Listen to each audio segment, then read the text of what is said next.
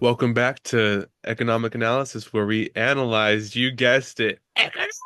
Oh! Who's ready for a fun Woo! time? I'm Victor I Delgado. know I am. And I'm Alexandra Rivera. I'm Madeline Lunzer. Yep, and we're moving on to our topics. How do you guys feel about Taylor Swift? Mm, I don't know. I don't listen to her, but I think she she's does her own thing. overhyped. Like she's all right, but it's a little much. Yeah, no, I agree, Mm, but like, have you yeah. guys seen the Eras tour, dude? That has been going on forever. Yeah, Literally, like eras, bro. since It's last been year lasting. or like what? I think I think it literally began like in 2023. And I think it's looking to close soon in December. Why is it Oh. still not over? She she's never finished. She has one No, more she's gonna time. be still performing in 2020, 2035. Anyway, Yeah, like the concerts, they've been like in the US, right? And like in like Mexico, I'm pretty sure, and like Japan and the UK.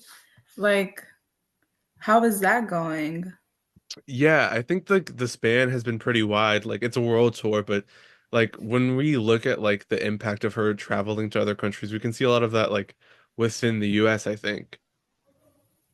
Hmm. I think like Los Angeles saw like a projected 30 like so I think it was like 320 million GDP increase and like 3,000 new jobs like this year like Hmm. following her tour because like her tour created that much traffic and revenue Hmm. that it like Hmm. circulated and provided more jobs.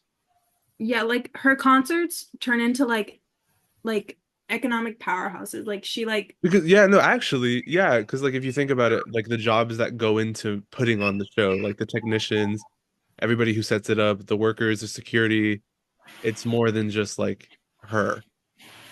and then like the tourism it attracts because like she's gotten so much like she's always been popular but it's like regained traction in recent with all of her like Taylor's versions and everything and then her new album like she's like gained so much traction again that like Hmm. she's bringing in tourism into like specific cities that she's performing in like people turn it into like mini vacations just to go see her concert. No, like yeah, no, like actually, dude, like there's this Lyft article, and I think like the Lyft price increased like on average by 8.2% just because of like her being there.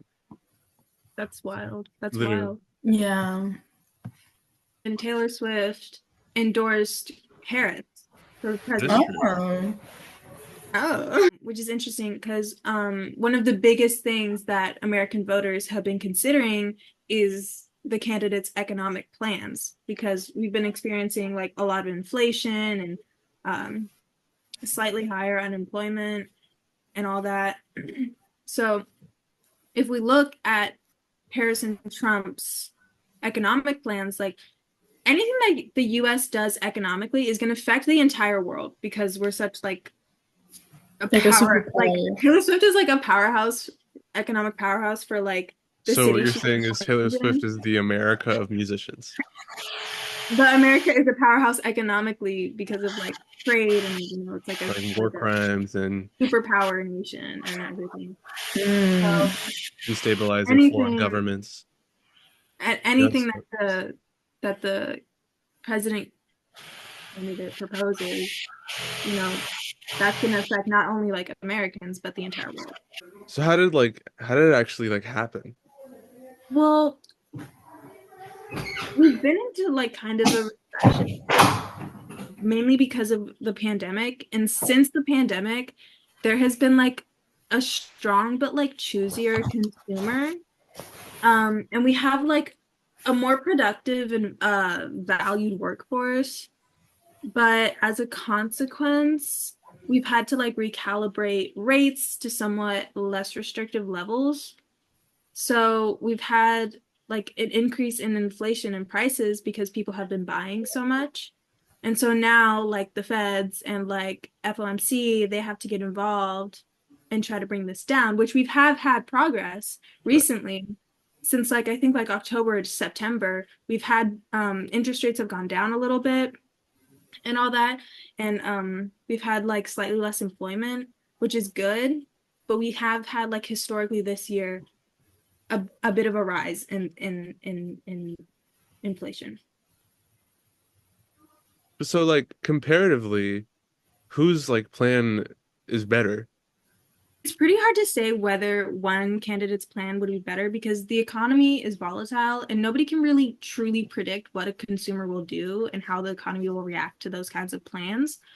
But from projections, Vice President Harris would add 3.95 trillion to the projected debt through the fiscal year 2035 because of 7.5 trillion of deficit increasing measures and 4.25 trillion of deficit reducing measures, and then 550 billion of interest costs. And President Trump would add 7.75 trillion to the projected debt of the US as a result of 10.40 trillion deficit increasing measures, 3.70 trillion of deficit reducing measures, and then 1.05 trillion of interest costs. He's doing a lot of deficit increasing. Hmm. I don't care who won, Jesus is king. I And remember that. know that's right. And like the broad takeaway from like Trump's policy would be that there's no real reason to think that he's not going to follow through and lower corporate tax rate further. He's proposed lowering the tax rate to 15%, and that's most likely going to be bad for inequality, wealth inequality. And it's going to be bad for economic efficiency and growth because that's a corporate tax rate. What about the middle class? What Also, if, like, hasn't it been proven by like actual like people who do this for their job, like yeah, literal scholars I who think it was study this, something, I don't that want to give y'all the wrong number, but like, I feel like it was like 235 macroeconomics endorsed Kamala Harris's economic plan. That might be a bigger number than it's supposed to be, full disclosure, but it's a lot of them. And so like, because Harris's policy, um, Harris has endorsed the Biden administration's proposal to partially undo the Trump corporate tax rate cuts and raise them to 28%. So Trump would decrease it, but Kamala would increase it so that the middle class, the everyday consumers would get a tax break and they would inject more wealth into the economy and consuming. It's hard to know how high the corporate tax rate can go without hurting economic growth. But if you consider the implications of market power and how this relates to like stock market valuations, the optimal corporate tax rate can be quite high. Could be even higher than 28%. But generally, Harris's policy, any policy that the government takes steps to increase or decrease, whatever and however they choose to fix inflation is going to cost the government and the US money. So they're going to be increasing corporate debt because you have to spend money to fix things. Like if you want to decrease the GDP, you have to spend money to decrease the GDP. If you want to increase the GDP, you have to spend money to increase the GDP. Like it's going to affect US debt, but overall, Harris would affect it less than Trump would, and she would be helping more the middle class and the average consumer than Trump would. He would be helping the 1%. that did actually didn't now that Trump won, haven't companies started like pulling out of things and like Because of stop his shipping? tariffs. Because of his Literally just because of Yeah, like recently, like Steve Madden, they decided that they've planned on removing a bunch of their production from China because of the tariffs. Um, and it's like expected for like more companies to do that because like a lot of them, like including like shoes and stuff, they have a lot of production in China, and with those tariffs, it's just gonna be like it's crazy. There's gonna be like a crazy amount. So they're planning on like removing a bunch of production from there. Like and that's and going to hike up prices. yeah, it is. So when production it's not gonna decreases prices. increase. Mhm. Yeah, because not only is it going to affect like the companies, but it's also going to affect us because you know how like prices is going to increase. So it affects like literally both China's economy and our economies, two of the biggest economies in the world, are Yeah, negatively impacted by Trump's election.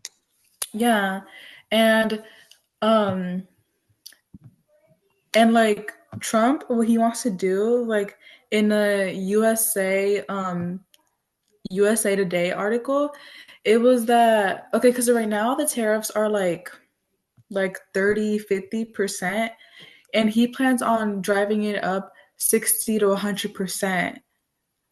So it's like not really looking good for like Like, companies. did you Dude, know and the that? holidays are coming up. Yes. What am I Mhm. gonna do about my Christmas shopping, bro? Oh my, okay, Yeah. wait. Oh,